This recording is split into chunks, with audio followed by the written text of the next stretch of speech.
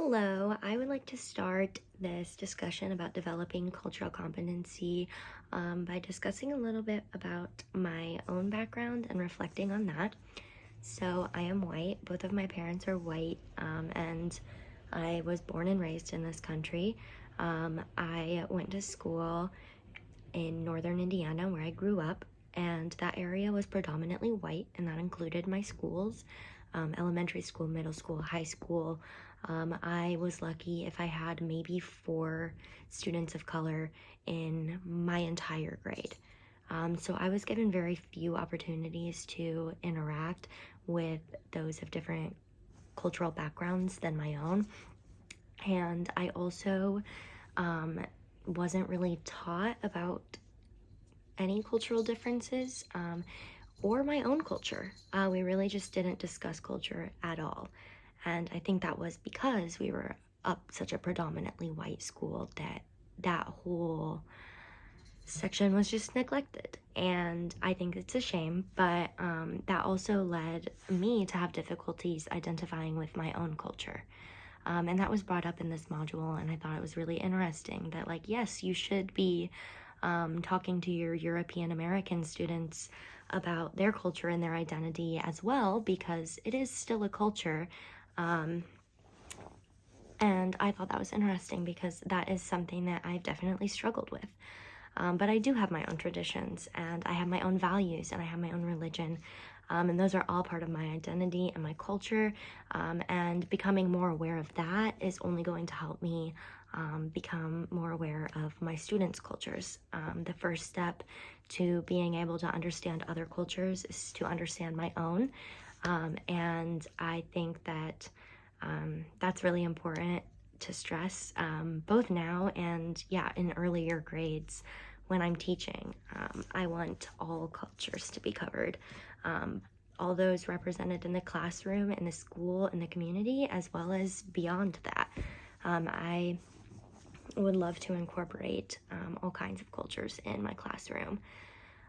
So talking about how I can display cultural competency, one thing that I want to stress is critical reflection. So I want my students to be able to openly reflect on their identities and bring their identities in the classroom. I think it's a great place for them to reflect in the classroom, and not only helps them understand their culture, but helps their peers understand their culture.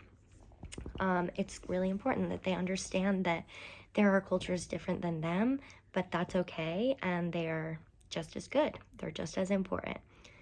And doing this includes learning about individual differences. I think that one example I saw in the modules that I really liked was having students bring in books from home to share with the class. I had never heard of that, but I will definitely be implementing that now. I think that's a great way to stay culturally competent and create an environment in which culture is like openly discussed. And I think that encouraging open discussion is the best way to create an environment in which students feel comfortable sharing about themselves and their backgrounds. And part of this is intercultural communication. So part of that is grouping students together intentionally, like of different cultures and backgrounds. So having a mixed group of students with mixed backgrounds can help them understand each other better. And I plan to implement this in my classroom. And I also find comfort in knowing that doing this can help naturally accommodate students because it creates a learner-focused environment. And I put a lot of emphasis on that for myself, making a student-centered classroom environment and learning. And part of this is also just having respect for your learners, which I absolutely plan to do. Some accommodations I plan to make. One I really liked from the modules was teaching or allowing students to like verbally elaborate on their responses with the instructor. I think this is a great way for students to kind of explain what they know to you, and explain their thought processes so that we can understand better what they understand and what they don't understand. Another thing that I plan to do is not have an authoritarian outlook as a teacher. I do not want my students to see me as like the all-powerful person in charge. I want them to know that I am learning alongside them and learning from them the same way that they are learning from me. We're learning together with each other. And I want to put a lot of emphasis on this in my classroom, because I think that can help build trust and help students feel comfortable with you and just in general in their learning environment. And then another thing is my expectations for students. I will set expectations that are tailored fit to each of my students. So I want to set goals and expectations that are reasonable yet challenging. For example, it would not make sense for me to expect a non-English speaking student to read at the same level of a native English speaking student. I need to set goals specific to that student to help them succeed, sort of meeting them where they are, and also tailoring my instruction to fit the needs of those students. Another thing that I plan to use in my classroom is methods for self-testing, basically just self-regulating methods in general. One thing I plan to implement in the classroom are ranked turn-in trays. So the top tray would be green, the middle tray would be yellow, and the bottom tray would be red. And then students can kind of demonstrate self-regulation here by determining how well they think they understood the assignment. So they turn it into the green tray if they totally understood it, they don't have any questions. They turn it into the yellow tray if they're feeling okay about it, but they could use a little extra help. And then students could turn their work into the red tray if they really think that they need more help. And that will let me know what my students need. And it will also not be uncomfortable for the student. They don't need to like tell me that they're struggling. Like, I will know based on how they turn it in, and then from there I can determine where to go next. And I really love this idea, and I think this is a great way to teach students to test how well they're understanding content, and then in turn help me understand what my students need. And I just think this is part of creating an inclusive curriculum that students have a say in. I think that one thing I can do as well is incorporate students' interests in my lessons, which is something I've already started doing. It can be something as small as, for example, I did this last week. I have a student who loves penguins, so I read a book about penguins for our lesson. And I also have a student who speaks Spanish. So I picked up a book the other day that has both English and Spanish translations in it. So I also think having books like this in the classroom will be a great way to meet students where they are at as far as language goes, and be sensitive to that. Some strategies for developing my cultural competency. One thing I would really love to do is learn how to speak Spanish.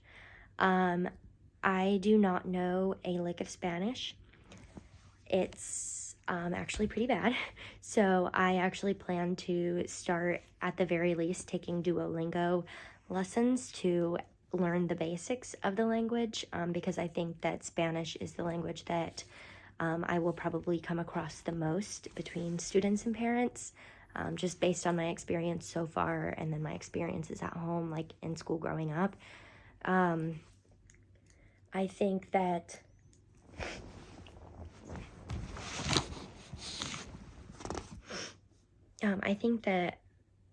learning Spanish would really help me be able to communicate better with everyone. But learning a whole language is hard to do. So there are other things that I plan to do in order to communicate with these families effectively, that I learned from these modules actually. So one thing I can do is use like text-to-speech and translation tools, and this tool called ThingLink, which are interactive images. I think this is a great way to communicate, and I definitely plan to use this if the situation arises. I also caught onto a few different translation options, like Google Translate, iTranslate, and Reverso.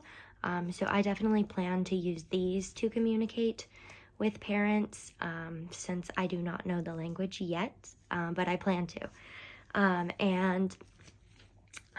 I also was intrigued by using like live streaming services to allow parents to be engaged in their students' learning and sort of come to school, even if they cannot physically be there. We learn a lot about different family dynamics, especially those of the working class, where parents might be working all the time and they might not have time to just stop by for a parent-teacher conference or to watch their student present something. And I think live streaming that, or even taking a video and sending it to parents, would be a great way to include them in their students' learning. And another way that I plan to use parents as co-collaborators is asking them what their students, or how their students learn, I guess. I learned this from another professor, but you can ask parents, hey, I'm having an issue with A, B, and C. What would you do? What do you do that works for your child? This can help make the parent feel empowered, like they have a say in their child's learning, because they do. And it's important that you get that across. But yeah, I think that's a great way to get parents involved. And then, translation apps and trying to learn the language is a great way to communicate with students and parents. So until I learn the language, I will be using things like Google Translate, but it's great knowing that there are resources out there that I can use so that these parents aren't just left in the dark.